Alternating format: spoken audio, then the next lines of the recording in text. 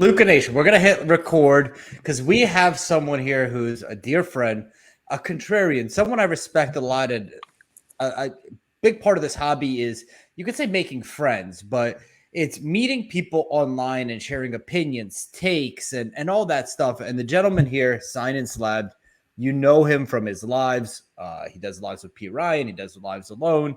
So he has a lot of great thoughts, a lot of ideas, a lot of different takes on what you might see in 2023. So if you bear with us, I think the next 30 minutes, 45 minutes, we probably will jump in a lot of different directions, but I think you're going to leave this episode with a tremendous amount of value. I'm not going to get into a whole introduction, but I want to jump in with one specific question. Okay. You are a huge Nolan Ryan fan. I'm a massive Nolan Ryan fan. So Andrew's a Robin Ventura fan, by the way. Andrew's a Robin Ventura fan. He finished his career with barely above a 500 record. Yeah. What's the deal? Why the collectability on this guy who beat people up, bloodied them up, but in reality wasn't that great of a pitcher? What's the deal?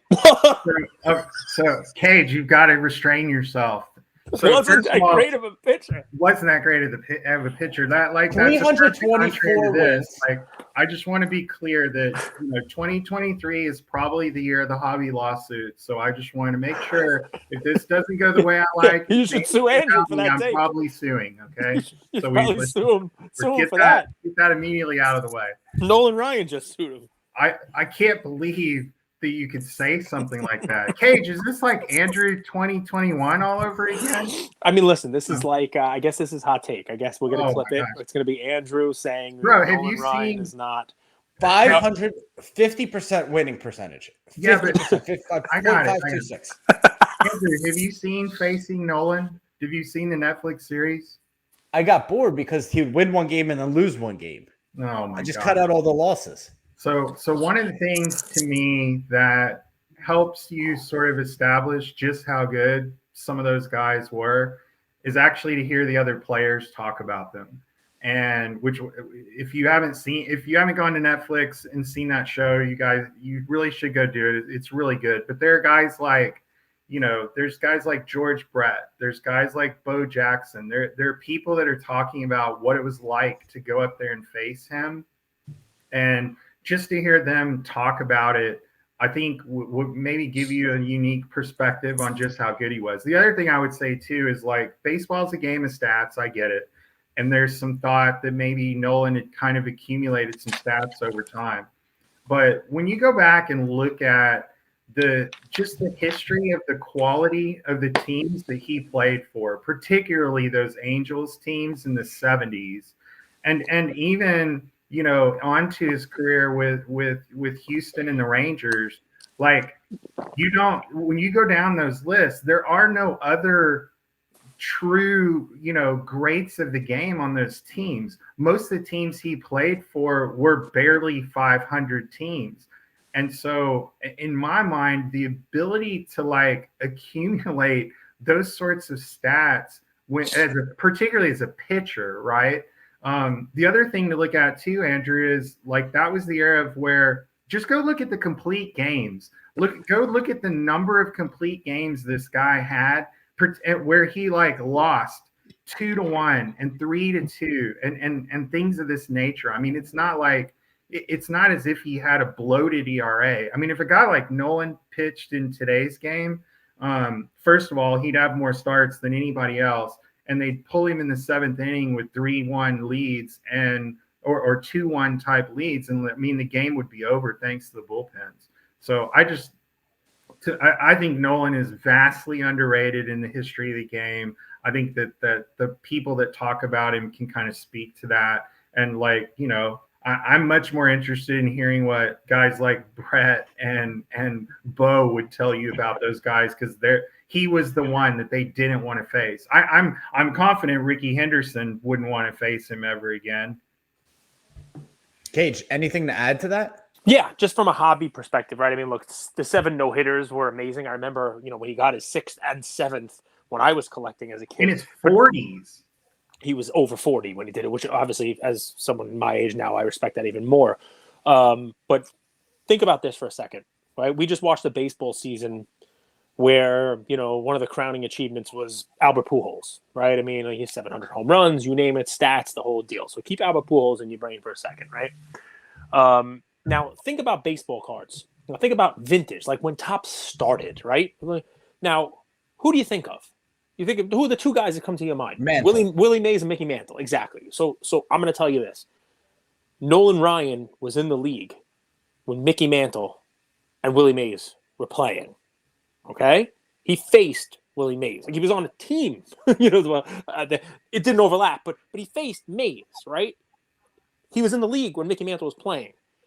He stopped playing a couple of years before Albert Pujols got in the league. Couple of years, they could have. It could have been a couple of years. Like he played in the '90s. Albert Pujols started in like 2000, and Pujols just stopped now. So one of the cool things about Nolan Ryan, I wish I could have thought of somebody who played in the late '90s and was still playing now, and the whole, like imagine the way you could do it. But what was cool about Ryan was I collected in the '80s. He was already sort of like the old guy, right? But it was his rookie was vintage. Oh my God, it's from the '60s, 1968. There are Mickey Mantle cards in 1968. Right. There's Willie Mays cards in 1968. Like, look at this awesome set from '68, right? It's before Kareem ever played in the National Basketball Association, and now his record's being like think about and I'm still collecting him in the late '80s into the '90s as an active player who's still doing things like throwing no-hitters, like out there, like, oh, here's his 6 no-hitter card, here's his 7th record breaker card, here's the 5,000 strikeouts that he's done.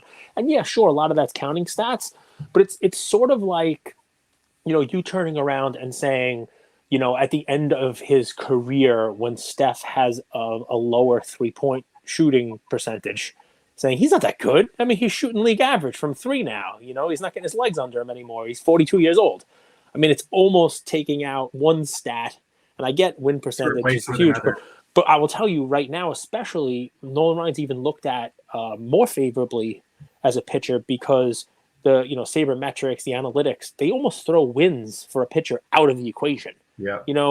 Somebody like Jacob deGrom, who was pitching for the Mets, who was clearly the best pitcher when he was healthy and the whole deal, he wasn't getting the wins just because, that's more of a team stat than anything else. It doesn't really reflect how many times, he won. And I mean, the point, 2-1 complete game loss. Like, he still pitched the shit out of that game, but it's not going to help his win percentage. So, I mean, and I would say a really good recent comparison, I would say, for Andrew, he'll relate to this. So Messi wins the World Cup. Ronaldo spent half of it on the bench. Does Ronaldo all of a sudden suck? Yes, Andrew would say yes. He's not good anymore. Yeah, he sucks because he hasn't won a World Cup. He much likes the shorter Ronaldo. Like, come on, man. So. If you look at the card ladder indices, I started with this question for a reason. If you look at the card ladder indices, and guys, remember when there's an index, it's somebody putting a culmination, an aggregate of cards that make up an index. So pre-war vintage up 30% in the last year, hockey up 8%. Everything else is in the red and decimated. Soccer down 40%, racing down 42%, ultramodern down 37%, football down 35%. I'm suing. But baseball is flat. Baseball is flat. And I'm curious, David, that's my other one. As a baseball collector, if you guys don't follow Ethos Pitch, he does great kind of breakdowns of these are SPs, these are SSPs. You could follow that account if you're a baseball collector looking to learn about the baseball space. Why do you think baseball is flat? Why do you think baseball is so strong or performing so strong when everything else is down? Yeah, I mean, so one of the things I think that helps baseball, and even particularly in the vintage space, right? You really have that history. I mean, looking back on basketball cards, you didn't really have your first basketball cards until 48, and with Mikan, and then it was almost 10 years before Topps puts out 57. Then it's 4 more for Fleer, and then it's the 2 decades, or I guess the end of that year, the end of that decade, 60, what was it, kind of 69, they did the tall boys and stuff. But baseball has such an older history. And then football, I think is pretty similar, right, Cage? It was really in the late 40s where you started getting some sets. And then the early 50s, you had similar like Bowman and other stuff that was kind of following along. with the baseball side. So I think that history is there. I think that one of the other things I think that helps with baseball too is, when you think about like with basketball and your sort of what you call your greats of the game, right? You put together a top 50 or top 75 list. And I mean, granted, there's some other really good players, but like 75 in the history of the NBA kind of captures just about everybody I think that you could think of as really like top tier. Football's a little different because you have the different positions, but I do think that there are a handful of positions, quarterback, obviously, running backs, and some others that kind of dominate that landscape. In baseball, that's not true, right? There are 8 positions out there that have their own like upper echelon types of players that extend across a much longer timeline. And, it's funny, I was even criticizing Santiago Sports. Somebody had asked him, like, give me your top 10 baseball players. He puts them out there, and I booed him over DMs because he didn't put a pitcher on the list. I was like, Santiago, do you even Nolan Ryan? Nolan Ryan is someone to consider. Andrew, think about it from a baseball collecting perspective. I think what we're trying to say is picture in your brain here the top 75 NBA players, and how many of them are current players? Yeah. Quite a few. To 20, 15, quite a few. 20. And right? a bunch in the top 20. Yeah. And right now, if I were to say how many current players make the top 75 MLB list, it's going to be very few. And 4 or 5. And how many make the top 20? Probably 0. Yeah. So, and that's because of a couple things. Number one, instead of 5 people playing at one time, there's 9 position players and a pitcher. So it's already twice as many per year who could be out there for each team as stars. And, you got Babe Ruth and Ty Cobb and those guys who were playing before, football and, basketball were really even organized. You know what I mean? So you have, you have these decades of greats that are baseball's already got that head start, and the collectability is there. I'm going to tell you, man, in the 80s, that was when I got my first taste of, wow, 50s, 60s cards are going to be collectible because nobody thought of them that way. But nobody was looking at collecting football and basketball cards. And part of that is because baseball was the sport. You know what I mean? While football and basketball existed, nobody really cared. Does that worry you that that baseball's best days are behind it? Something I heard that was kind of interesting, actually. Neil deGrasse Tyson actually talked about this on PBD. He said now with sabermetrics, a pitcher might come in for 1 inning or maybe even a third of an inning to face this specific guy. They pull him, they bring a different guy in. And that start-stop, it kind of hurt the game. Whereas Nolan Ryan, for example, he's out there for 8-9 innings, and then you have to battle. And are you guys worried that baseball's best days are in the past? Are you worried that yours are? Yeah. all the time, man. I'm not worried. Question. I'm not worried that baseball's in the past. I think if anything, what we've seen is, in some ways, I think baseball is almost sort of like a template of the narrative that's going around with soccer, right? Baseball has become more international because you go back and look in the 70s and 80s, and there's no doubt that we had great players from Puerto Rico, Dominican Republic, some of these other places. But I mean, and listen, they've been playing baseball in Japan a long time, and we've really only focused on the 2 or 3 guys that had come over here and really hit, like Ichiro, Ohtani. Andrew could tell you about a Japanese player. Come on, who's the Japanese player that didn't come here? But still, Ohtani, and he's got those cool Hinju autographs. Kanji. Yeah. Kanji, not Hinju. Yeah. But how about a Japanese player who there might be like a bat on a fractional. He hit a lot of home runs. Come on, let's get the recalls. It rhymes with Nadahara. Bo. No, Sadaharu O. Remember him? Yeah. So Andrew, I think template for baseball will continue to be like, I think that international piece of it continues to grow. I do think that they struggle a little bit with kind of the pace of play and other stuff. But I'd also, again, like if you grew up internationally, like when you go to places like Australia and New Zealand and England and other places where they're playing cricket, I mean, people over there wig out over that stuff too. And it is, in terms of a bat to ball game and some of the pitching aspects, pretty similar. So no, I think baseball's real issue, I think, had been more around some of the, inability of its greatest stars to get into the playoffs and do something big.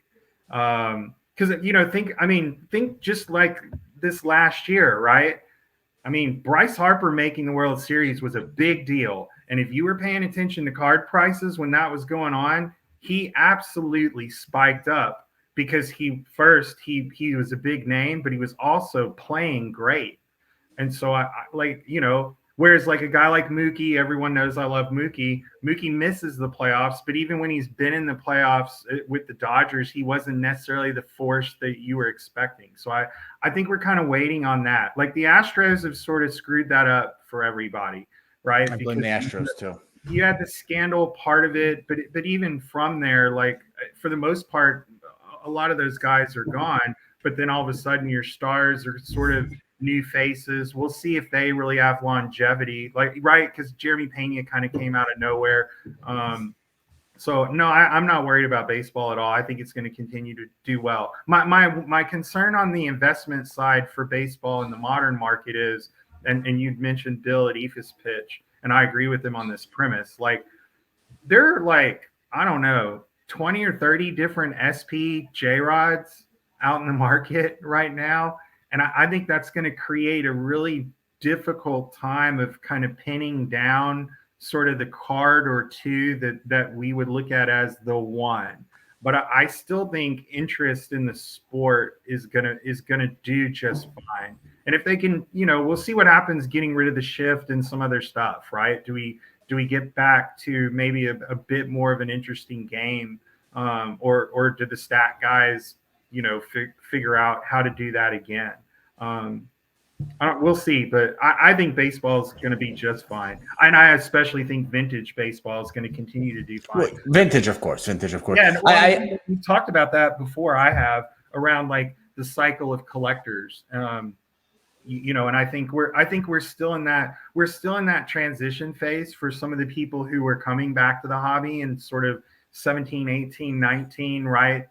They jumped back in, collected a bunch of cards they remembered as a kid. Then they kind of gravitated to their current stars on current teams or, current MVPs in the sports. And I think as that interest really sticks for them, then you start looking back at kind of legacy history of the game. And it naturally leads you to some of these particular people. And then you start discovering, like I did, a love for certain types of sets that, were made before I was even alive. And so, My only worry with that, and Cage, feel free to jump in and share your thoughts on it. My only kind of thought is your generation, yes, you look back and you remember the guys you watched growing up.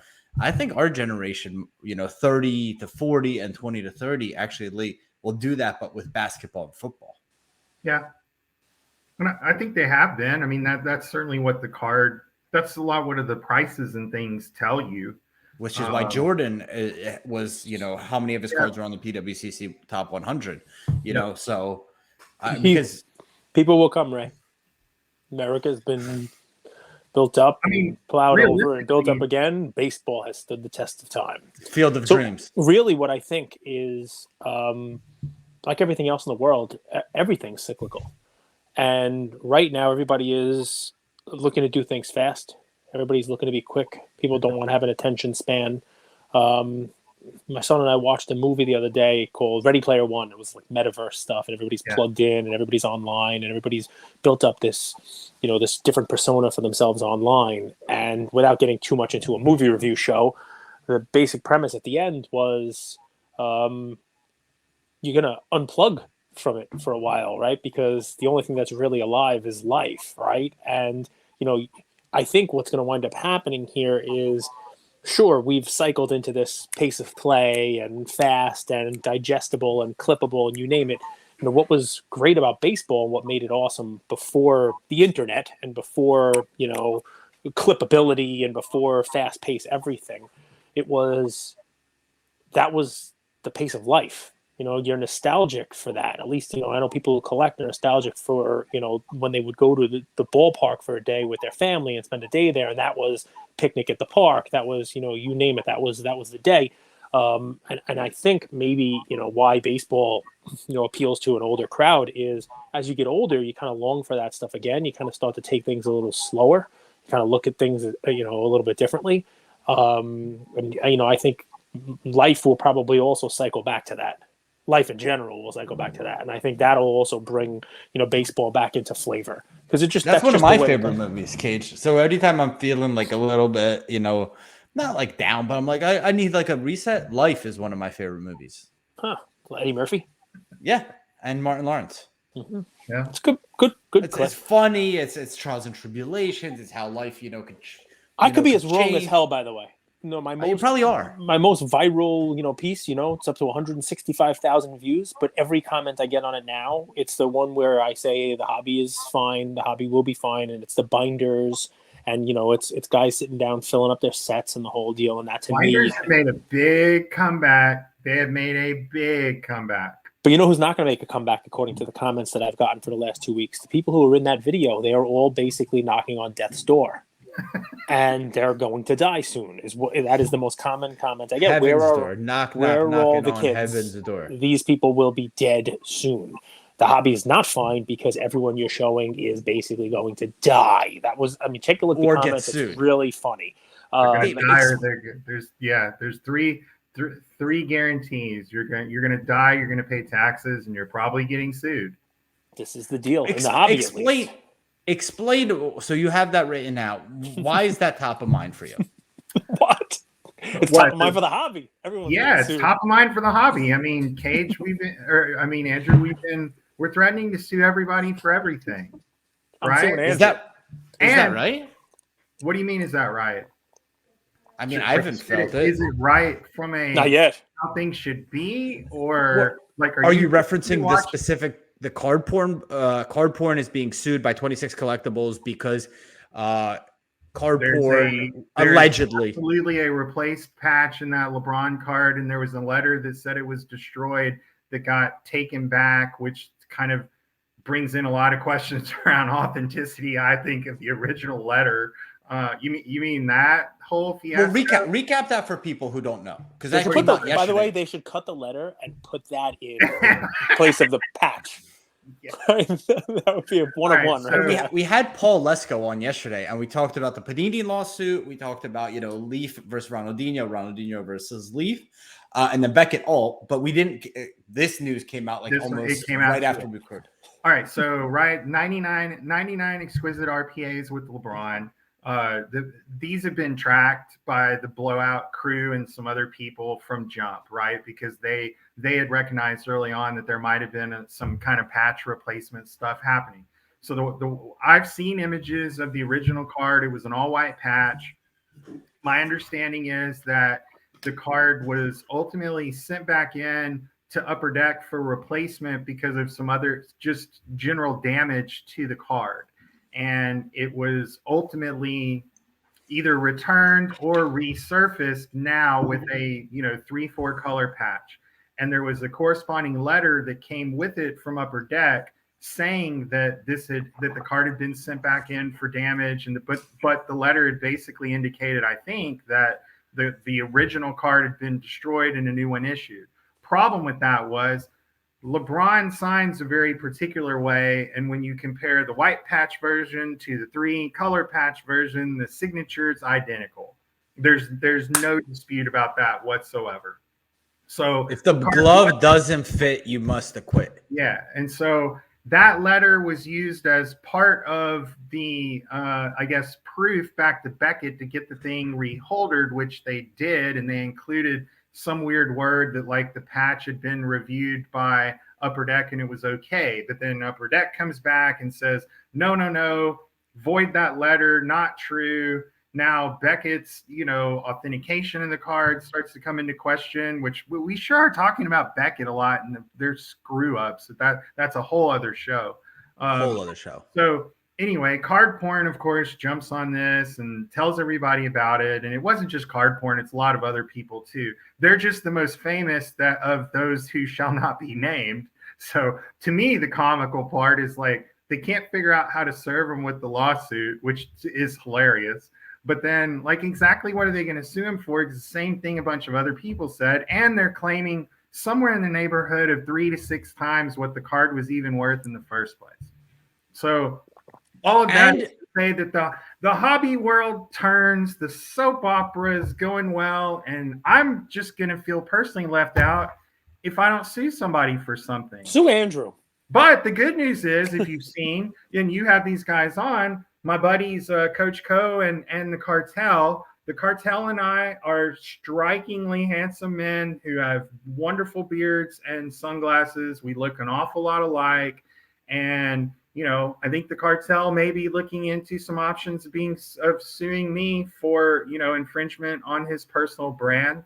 So, I'm not feeling totally left out. But I got to find somebody to sue to keep this going. So anyway, this is where we are, Andrew.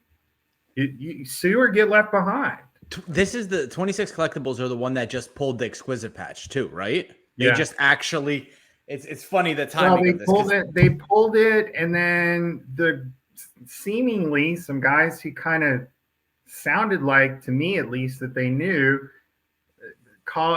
Questions some pack sequencing and some other issues. And again, I don't know anything about that. I never opened a box like that. I'm guessing none of us did. But Carvin never, as far as I know, chimed in on any of that. And that was someone who absolutely would have known what was going on. So just like, again, I don't know. So how did G.I. Joe end up in a Pokemon box? That's forgotten. Everything's forgotten. It'll all be forgotten. One of my favorite episodes, Cage, that we did was a little back and forth, you and I. I said I think 2023 is going to be when the hobby public rises up. I think I worded it something like that and pushes back against the haves versus the have-nots. I wonder if we're seeing the beginning of that, but I'm actually... But I'm very, as much as like I love like that. Come on, man! Hobby. What are you doing? I'm just getting behind you. I'm rallying the troops behind you, man. You're like a general. That 20%. I actually think like if I'm watching off auctions, I'm on eBay. I like the inventory that's available to buy, and I sort of like the current prices. Like I've been buying vintage, but not vintage baseball. I've been buying vintage soccer, and I've been having a tremendous amount of fun buying that. Where I feel like everyone's kind of distracted and looking at these court cases or whatever else is happening. Yeah, I feel like there's a lot of amazing cards that are kind of going right in your strike zone for 30, 40, 50% discount for what they were a year and a half ago. Yeah. I'm seeing the same thing. I don't show all my cards that I buy on mail days, but I try to do most of them. But yeah, I've experienced the same thing, whether it was vintage or semi-modern. I'm not really in the ultra modern space, so I can't necessarily speak to that. But yeah, I'm seeing the same thing, which really gets it back to like you said the words, Andrew. That it starts being fun, like. It stops being so much financial and it starts being a lot more about, finding cards that you like, stuff that you maybe hadn't seen as frequently, but now you're getting it at price points you can live with that are not going to like bankrupt you if something goes wrong. Like getting back to what the true nature of the hobby should be, which is like finding your lane of stuff that you're interested in, that you go and you research, you find out more about players and teams and historical events, and you hit that connection point with your collectible, which is, for me, that's the thing. That's the nostalgia feeling that people talk about. Even if it wasn't necessarily something you wanted it as a kid, you connect to the historical moment or the history of the card and the person and the event, like that's really where it drives in. And I really hope that that's what this year becomes. Like I had originally thought 2022 was going to be the year of curation. I thought that was going to be the word that we heard, and we just didn't.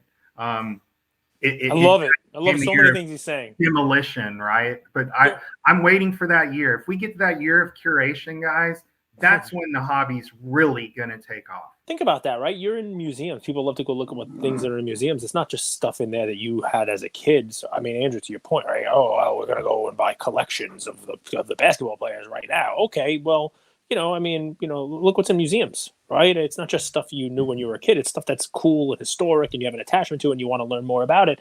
I mean, everyone has one in their family. Maybe there's not that many of them now, but there are. We all have this uncle who knows every battle from the Civil War.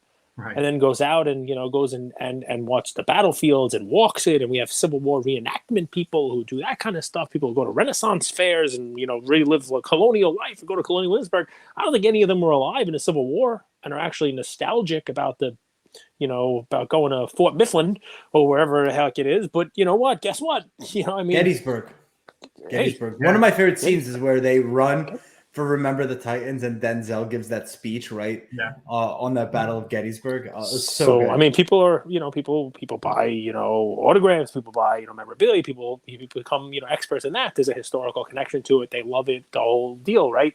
But what's funny is how you tie it there is great, right? You're remembering a favorite movie of yours, Denzel, Remember the Titans, and you remember that Gettysburg. Maybe you now want to buy something that's tied to the Gettysburg Address, and maybe you start to research American history, and you start to collect things from American history because there's a connection to for you there, not because it's what you remember when you were 12 or 15, but because it's something that hits you. You know what hit me while you were talking? What hit me while you were talking was Beckett. Beckett's in the news a lot, and I have nostalgia for Beckett, and that was for me when I was a kid, when I was collecting. It's every month. When's it going to show up? And sometimes some kids would get their delivery in the mail the day before mine came, and I would run to the store and buy one just so that I wasn't without it for a day, to not be able to trade with people, see what the up arrows and the down arrows were. I would run to the store, buy a pack of cards, and get my Beckett. So it's sad to me to hear Beckett is in the news on all these things, and I will make a plea right now. Beckett, reach out to me.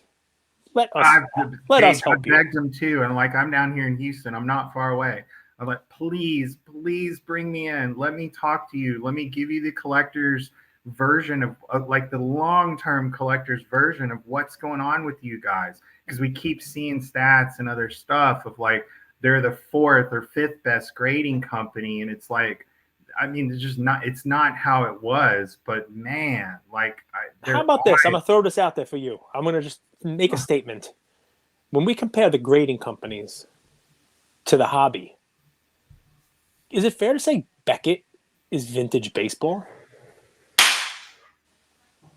And that maybe the kids who are around now don't appreciate it for what it's worth, but that after you do some digging into it, I mean, and I'm not saying that PSA is obviously, PSA could be maybe 86 Fleer basketball combined with, whatever you want to throw out there, right? 96 Chrome, they could be like a modern, not ultra modern, although they capture that too. You got some ultra modern in there. Maybe SGC is the ultra modern, who knows? But, it takes a while for the masses to appreciate vintage baseball. Maybe so. I don't know. I'd have to think about that. All right, think about it. But I think, listen, when they come to me, because they will, let's help. I'll call you. David, they bring you in. They have a conversation. They, here's our boardroom. Have a seat. What do you recommend to us? Give us three actionable things that we could do as Beckett to kind of to catch up or to revitalize the brand or to get top of mind for the collector. Yeah, so I know some of the things that they've been working on. I mean, their website was a mess. It's still a mess, right? They need to get into the current century when it comes to the technology piece. I think that they also, I really don't think they've done a very good job of kind of touting the benefits of their slab, right? And I get it that people are kind of on different ends of the spectrum on it, but if we recall, forever, all of the early 2010s, Bowman Chrome and other modern autograph cards, they were in those slabs, right? And it wasn't an accident that was happening. So I think they've got to kind of look back and understand what's been going on with collectors, how maybe they kind of shifted some of their ideas, but find a spot to come back in to really be the best in class around what they're doing. And you know, that kind of has multiple levels to it.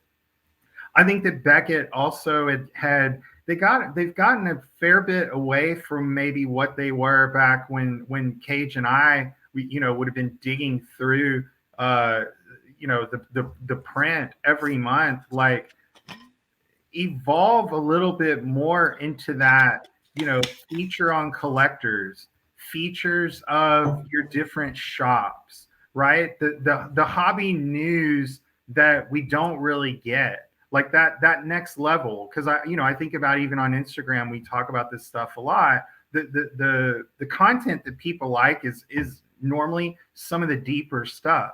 And like, Beckett was in such a good position to be able to do that. But from everything that I see, they got kind of sucked up in this idea that they could sort of, just keep kind of running with a terrible, stale, useless, type of, price service. Like, they're way behind in all that now. They kind of they were looking to evolve into other things instead of remembering what it was their core competency. So, like, I think as with a lot of companies, if they'll just get back to the heart of really what made them relevant in the first place, I think you'd see people respond better to it. But again, that pulling them into like the private equity universe and just some of the other issues that had come around, like I don't know their CEO. I know he's not a collector though, because every time he talks, I don't really understand anything. Did you see this? Lemmy made a post. It was like bring subgrades by, and then Collectible Media picked it up. It was clearly a joke, but Collectible Media picked it up. Same question. And they were like, Cage. I'm probably suing. They're outraged. I'm suing. Same question for you, Cage. You got brought in, 3 things Beckett could do to bring Beckett back. That's the hashtag. Bring Beckett back. Sure. I know I'm putting you on the spot. Well, I have 3, but I'm going to wait for them to call me so that I can fix it. I love that. But basically, the 3 summarized are this. They should be the grading company for a collector, right? People who are collecting should want to have their cards in their slabs, because that's the way it was and not that long ago. Yep. For collectors itself. And I mean, you hit it nail on the head. I remember opening 09-10 Bowman. I remember Strasburg and Bryce Harper, and I was sending them right to Beckett. Yeah. Right? There was no consideration of sending it anywhere else. And the subgrades were cool.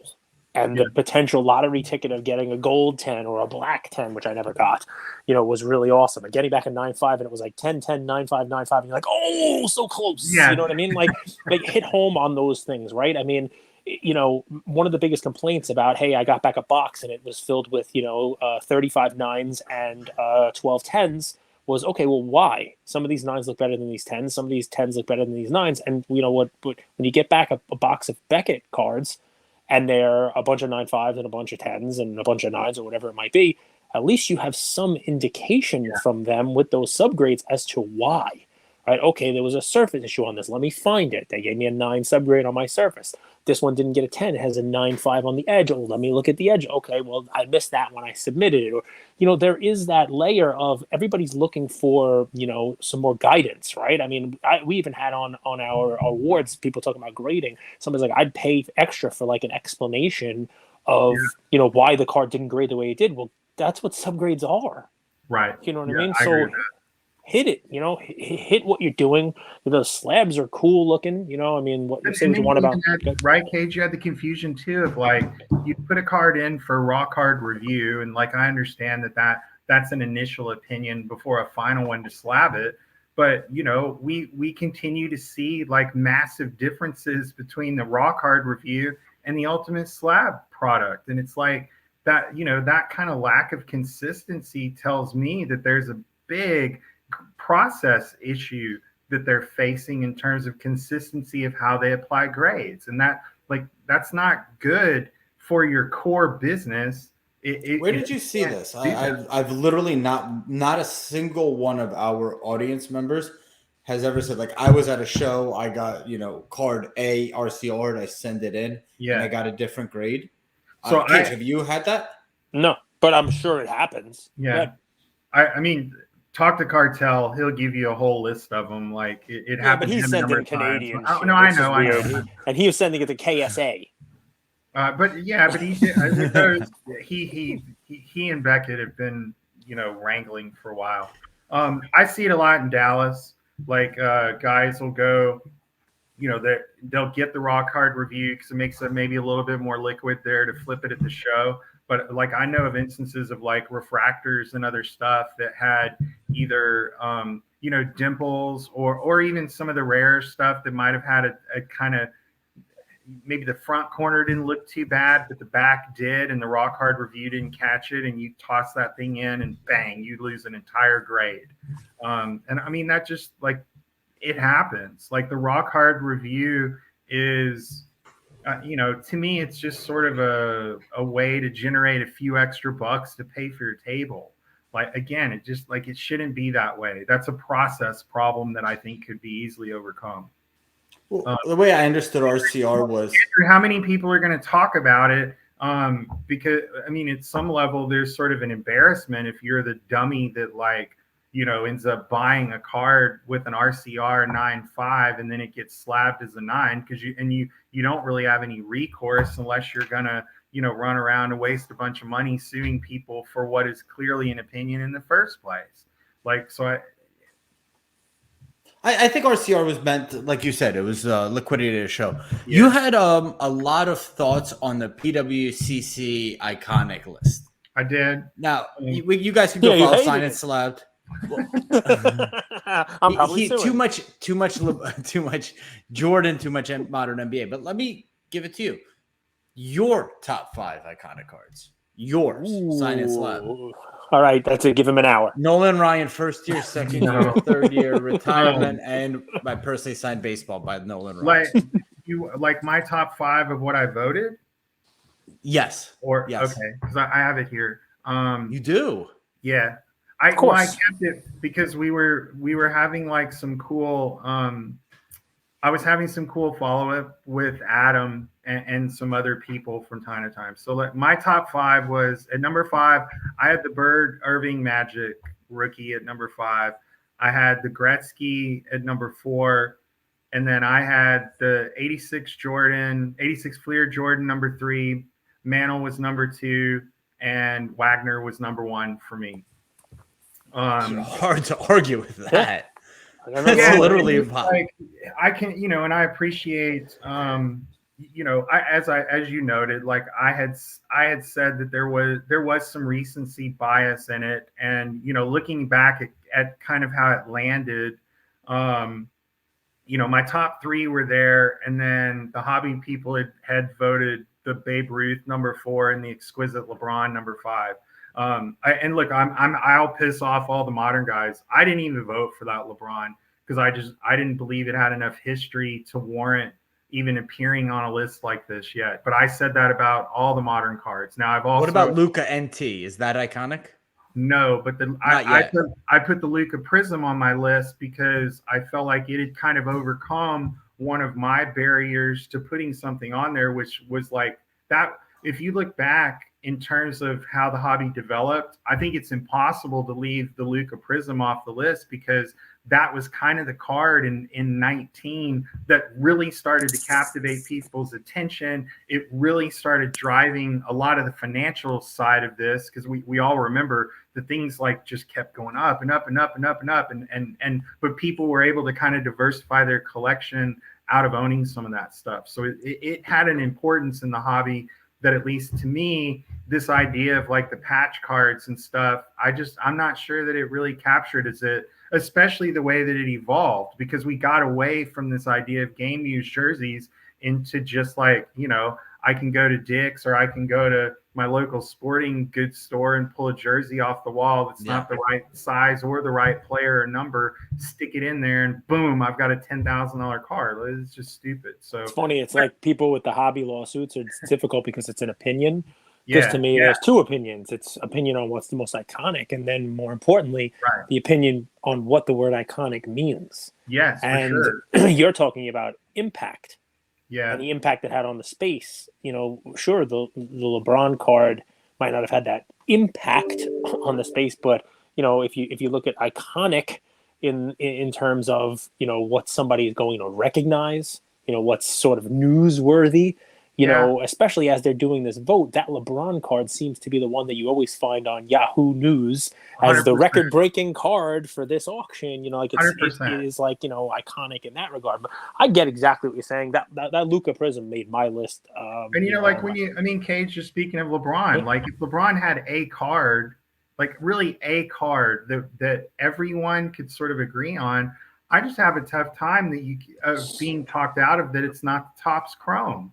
I mean, when you go to a show, that's the card that you see. That's the card that trades all the time, whether it's a refractor, a black refractor base, or whatever.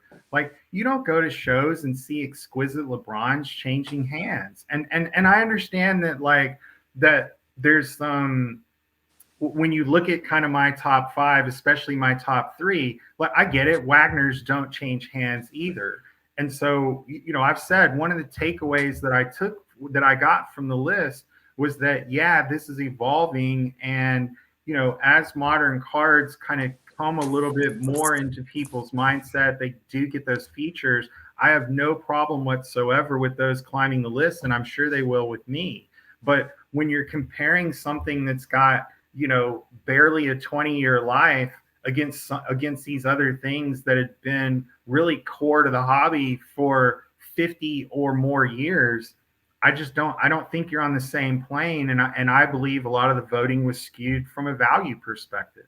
But some people might say iconic has to do with value.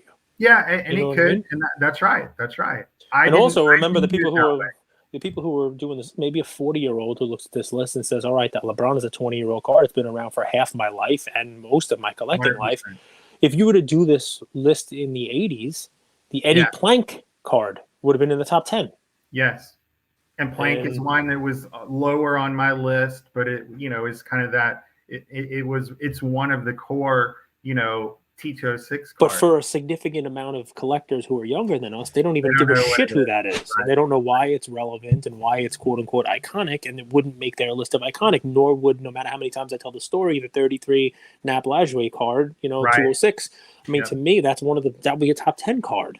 But for most, no one cares. You know what I mean? So it changes over time.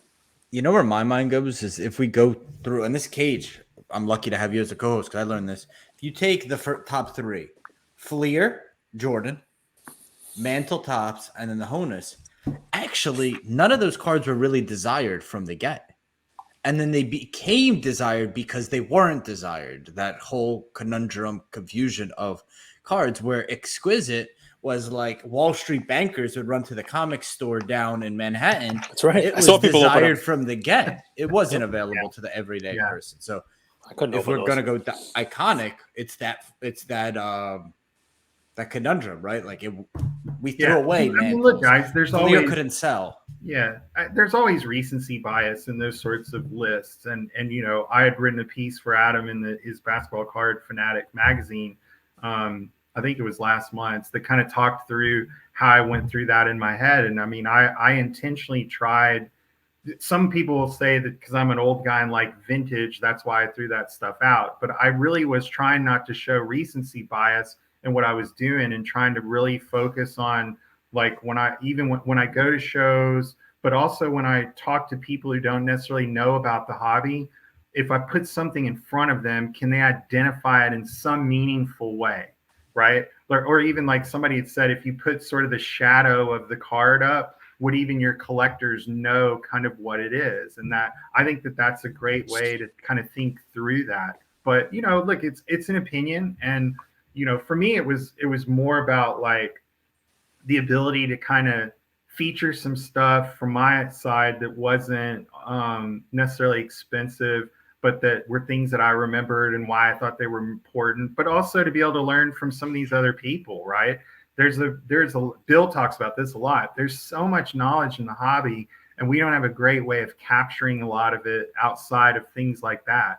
And, you know, I met like some really interesting, cool people, you know, Exquisite Sports and some other folks that were really in that modern game, and being able to just kind of talk to them and get that perspective, just it helps me out as a collector, not necessarily to jump in their lane, but to hear the perspective of what they look for and what's important to them in terms of how they add things to their collection, because that helps me take what I want to do and sometimes reframe it in the right way to keep me on the path of what I would call a happy, you know, content collector. And that's not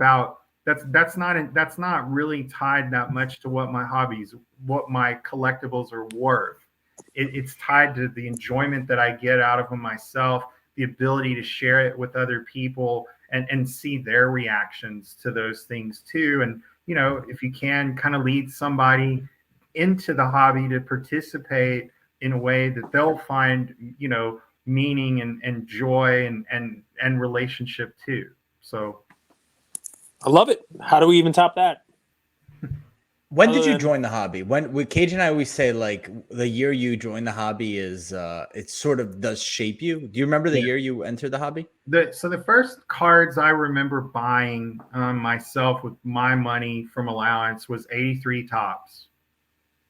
So by the way, Andrew, do me a favor, okay? While he's talking about 83 Tops, you could pull up, you know, any kind of chart on this. If you need to pull up card ladder, you can. Pull up 1983 Topps Tony Gwynn rookie card. Yeah. And you can show the chart. And I could be wrong. I haven't looked at this chart.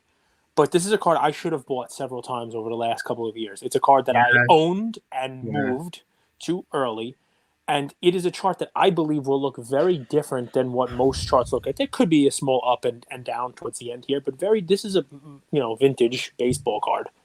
But in PSA 10 on this card, I remember this card was $400 in 2018. And all that. But you know what it has? It has that up, but it's still what I was up. Gonna say, man. I was like, how many times did we have a chance to buy that thing for a few $100? And you know, what do they run out now? It's several $1,000s. Yeah, basically $3,000. You get $2,500 and $3,000. $3,000. But what's funny is, and I'm glad you pulled the chart up, Andrew. And this is 83 Topps. These are great cards. You can see the circle, you know, and just so that folks know, you'll see this design again, similar in this year's 2023 in the threes. Topps does the window with the other card. They did it in 93. They did it in 2003, 2013. You're going to have the same. So you'll have two pictures of the player, a face and an action shot in 2023 Topps. I saw a preview of it. But what's cool about this one is we see a lot of content out there showing more of the modern cards, Mike Trout and all that stuff. You see that same spike right there. So what is that? The beginning of COVID, you know, and the whole deal, 2021, we got that spike up. But most things are now moving their way back down on the charts to 2020, 2019. 815 is how much it sold for basically when COVID hit. Right. So instead, this is baseball. This is a card that, I mean, it's not exactly low pop. What, like 700 of these in PSA 10, I think, or something like that, right? So it's not exactly the lowest pop. This guy's an all-time great, beloved in San Diego. 394 one year. I think they even have a 394 club for him out there at the park. There's a statue for him. I mean, just a great. But now you have it. It's 3-4x of where it was when it started. Sure, it was a little higher, but it's working its way back right up towards the peak where everything else is working its way back down towards where it was before COVID. It's a great chart. I can give you, like, if you can pull up the same year, Wade Boggs or Samper. Dwayne Wade from 1983. So 80. So, I mean, 83 is Wade Boggs, similar chart. You know what I mean? And Ryan Sandberg, similar chart. You know, you can go into your 82. Cal Ripken will have a similar chart. Your 84, your Don Mattingly's will have similar charts. You know, it's just a fun little side note that I've noticed in recent sales on this stuff, that while a lot of, you know, modern stuff is continuing to trend downward, even that card you just looked at, the Jordan, is still trending, you know, downward.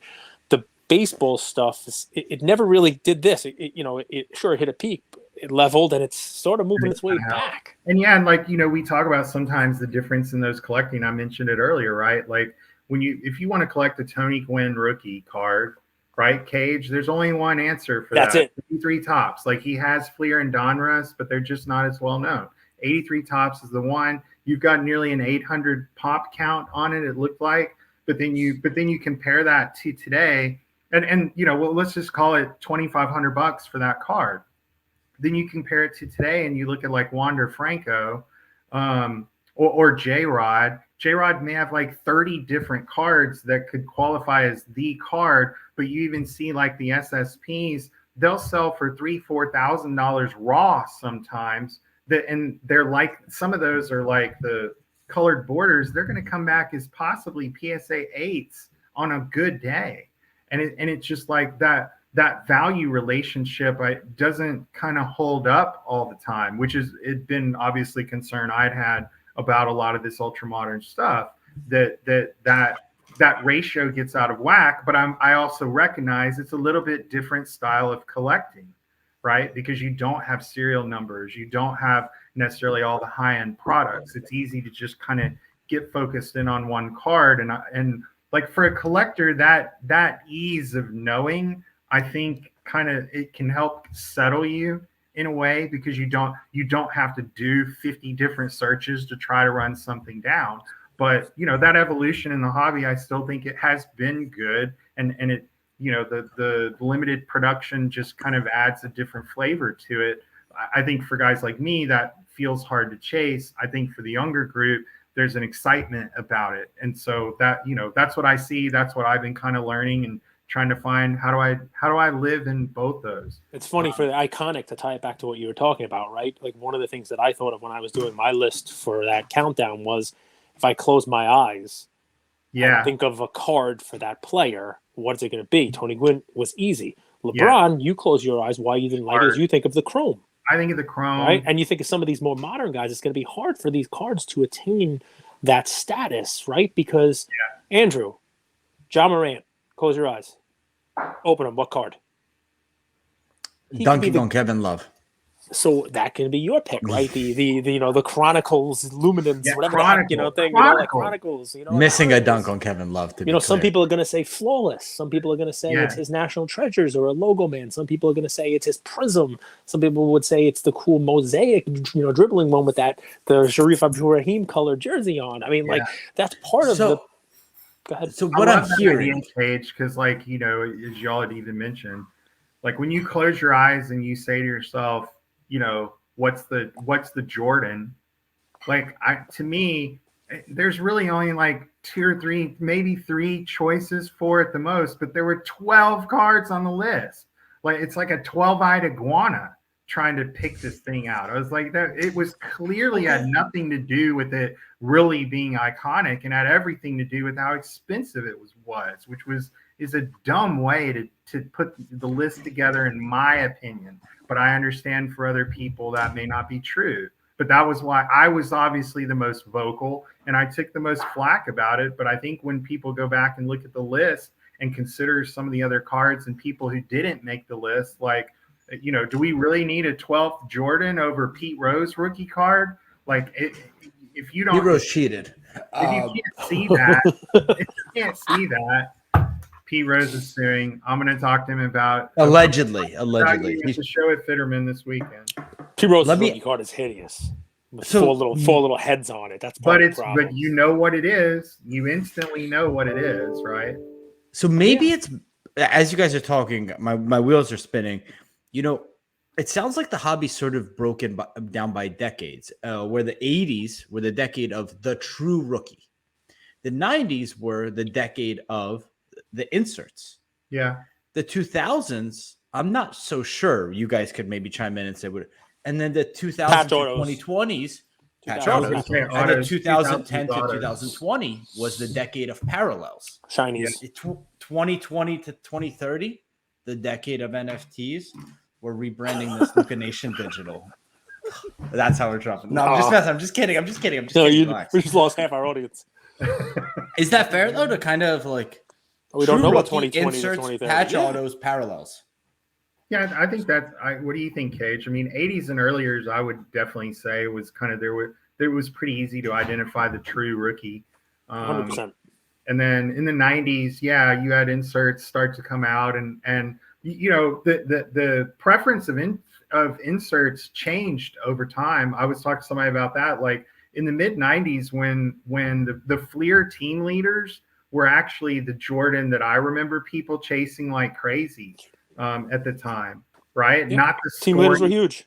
or some of this other stuff. And like refractors were always cool, but they hadn't, you know, they were really in their infancy in terms of starting. And I don't think it was later until the late 2000s or even early 2010s when refractors really kind of made their move. Things I changed. remember We had the autographs, right? Like we actually had autographs in the mid to late 90s, right? Skybox was throwing them in kind of 96, 97, 98. And you autographics. didn't have a lot of, the autographics. You actually didn't have a lot of super good players. You just had everybody that they could get to sign. But then as that kind of moved along, you know, I think the companies got a lot better about really making sure that good stuff was making it into packs. And Upper Deck was a huge part of that because their whole memorabilia business was taking off at that time too. And then, the patch autos start to kind of find their way in as a mainstream thing in the mid late 2000s, and then especially throughout 2010 and on. And now it's like parallels, which are, I think, you know, parallels are concerning to a lot of people because outside of a difference in color of the foil, it's essentially the same card. I say that a lot. So, you know, where it comes from seems to be like 2017 Select is different from 2020 Select, even though they're both the same parallel, basically the same card. This one was pulled out of hobby. It's like kind of like pack odds back again, sort of. Well, and then you also had the issue of like, you know, when the like redemptions became a big thing in the 2010s, right? I'm suing. Yeah, we're definitely suing on that because we don't know how many of the redemptions got redeemed.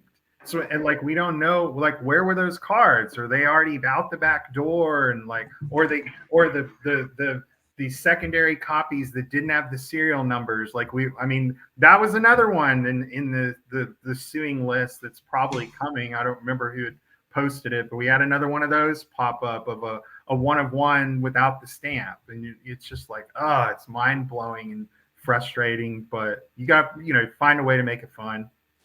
If, you know, everything that you've created on the social media gone away and you're kind of left in a cave and you could kind of like chisel, like sign and slab, like 3 rules or ideas, suggestions for the hobby to wrap up, what would they be?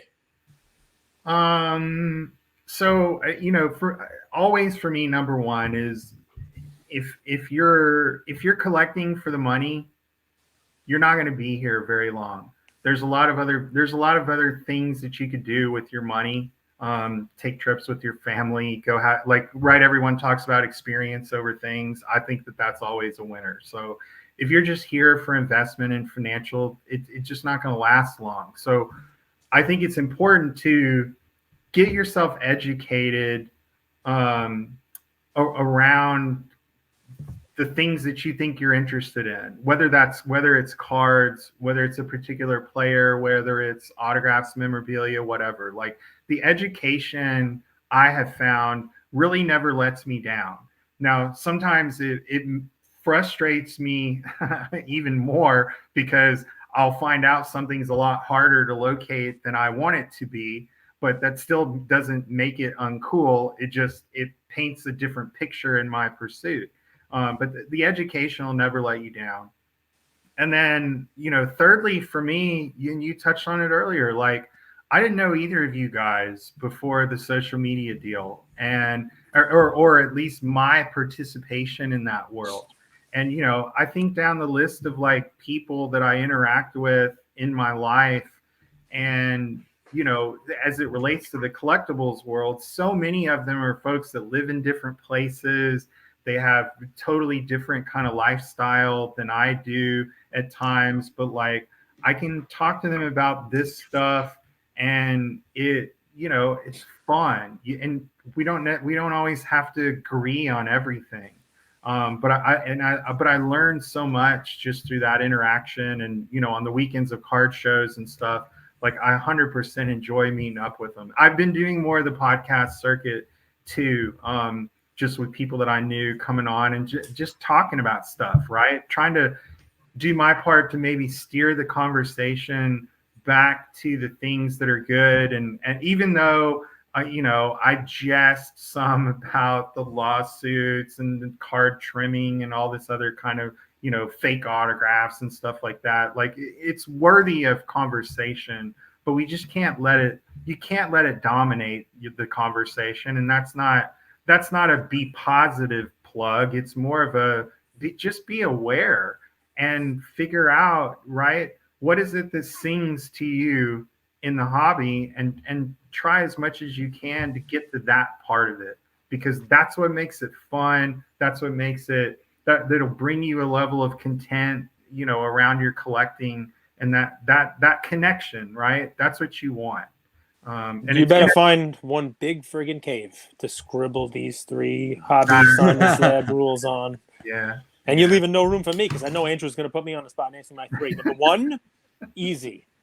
In the beginning of every deal you're entering into with somebody else in the hobby, and at the end, say the same thing to yourself. It's if I was on the other side of this deal, how would I feel?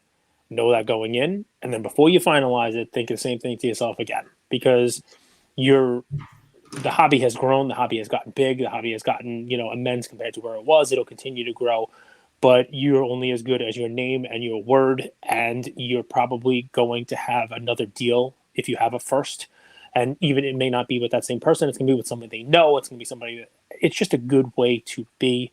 Try to leave the deal thinking that, that other person is happy also. If you put yourself in their shoes and can think, all right, they're doing well also. Don't try to rip people off, man. That's just the worst thing in the world. Number 2, easy, go to some shows. Doesn't have to be every weekend. Doesn't have to be once a month. Could be every other month, because the hobby behind a computer screen and the hobby in person is very, very different. And they can actually give you some great education about what you're doing, behind the scenes, the availability of cards and non-availability. Talk to the dealers, talk to people who have the table, talk about the deal flow, talk about the foot traffic. There's so much more you can learn when you have that well-rounded, both, internet and in person. And number 3, easy, remember that you started somewhere, and remember you started with a follower count of 0, and remember you started with very little cards, and somebody helped you who had more followers than you did. Somebody came on your show, whether it's Gary Vee came on your podcast, or Adam Lefko decided that he was going to leave TNT and come on your show, or whatever it might be. And if you ever get to a point where, you can help somebody else who's smaller than you in the hobby, remember somebody did that for you. Yeah. That's my freaking. Love you, Luca Nation. Thank you, David. Yeah, hey, I got one more question. Yeah, shoot. I had one more question for you. This is the only thing that I wanted to. This is the most pressing thing on my mind for Andrew and Cage. I would like to know from each of you, who is your favorite V friend? Ooh. Yeah, one. About? They all suck. So I respect the mission. Can I go? Oh, you said they all suck. But the mission that he wants to create Disney and help kids learn about empathy, gratitude, it's noble. I don't know if it's true, but it is noble. But they're all terrible. The art was done in 2 hours. You could do way better, Gary. You know that. Go ahead. So is your choice a noble Nombat?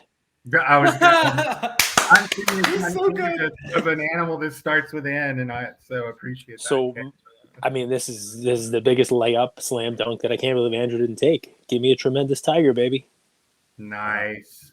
Tigers. Give me a tremendous tiger. By the way, they're very expensive. I don't think there's any available under 20 ETH right now. I always look, but tremendous tiger. I take a tremendous tiger in a second. And if you give me a V-Friends 2, give me a tremendous tiger in a cage background. There's actually a cage. Is there really? There's a cage, in a UFC kind of fighting cage. Give me a tremendous tiger in the cage. I'm gonna sue. Put up the I'm gonna sue. Tiger in a cage. How's that not me? I don't know. There's a V-Friend. I'm probably suing. Where we landed, we're probably suing. Because the IP came from so many different places, we need a class action. That's what I've learned from Paul Lesko.